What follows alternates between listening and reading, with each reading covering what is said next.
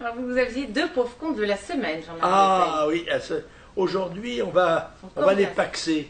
Parce qu'il y a un homme et une femme, que j'ai évoqué tout à l'heure d'ailleurs. Il y a Maldonado, des vedettes vieillissantes, mais qui essayent toujours de se rappeler au bon souvenir des médias par une technique qui est bien connue. Il suffit d'apparaître comme un ennemi du fascisme et du nazisme. Alors on tire un peu à vue. Alors monsieur Bedoche, lui, il a comparé Marine Le Pen à Hitler. Et quant à Maldonado,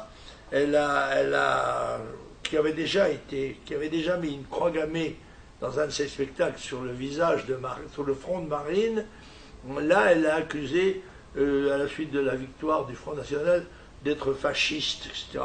Alors on va les paxer, et ce seront un couple de pauvres cons.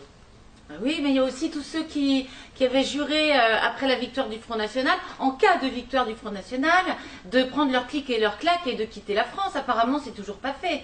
Ah oui, c'est M. Noah, ça. Oui. Monsieur Noah a dit qu'il s'était engagé à ne plus chanter en France si le Front National arrivait en tête de l'élection.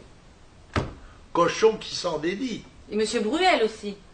Ah oui, ça ne m'étonne pas. Oui, voilà. Écoutez, on fera une fournée la prochaine fois. Bon, alors vous avez des lectures, Jean-Marie Le Pen. Ah, des lectures, absolument. Deux lectures différentes, mais passionnantes toutes les deux. L'un, c'est le martyr du Kosovo. Je vous présente aujourd'hui notre 367e journal de bord. Jean-Marie Le Pen, bonjour. Bonjour. Alors, nous débuterons ce blog par un bref retour en arrière concernant le précédent, dans lequel votre emploi du mot fourné en réponse à une de mes questions a suscité un tollé politico-médiatique. Vous vouliez revenir à ce sujet? Oui, d'abord, je vais y revenir pour remercier les centaines d'amis du Front National qui m'ont envoyé soit des tweets, soit des mails, soit des, comment dirais-je, enfin autre chose. Des messages de soutien? Oui, c'est comment ça s'appelle? Oui, c'est les mails, je crois que c'est... Bon, bref. Des SMS? Bon, là-dessus, il y avait quelques aigreurs, sans doute, de gens qui, je pense, malheureusement, ne savent pas parler français. C'est ainsi, par exemple, que je me suis fait reprocher d'avoir traité Noah de cochon. Parce que j'avais dit cochon qui chante des dits. Alors, les gens ne connaissent pas, ceux qui ne connaissent pas cette expression, pensent que je suis un grossier personnage, alors qu'eux sont des incultes. Voilà, c'est pas de ma faute. Et c'est souvent comme ça. Bon, c'est pas grave là-dessus.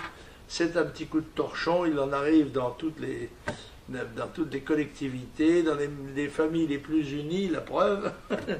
Et puis aussi dans les partis politiques. C'est rare, mais je crois qu'il ne faut pas que nous donnions l'image de la division au moment où les partis adverses sont en train de s'écrouler sous le poids de leur turpitude et de leurs méfaits. Donc, allez, on va tourner la page, considérons que tout cela est terminé.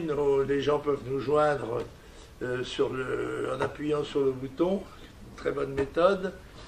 Et puis, bon, voilà, demain est un autre jour. Tomorrow is another day. Et en avant pour les prochaines 10 années, quoi.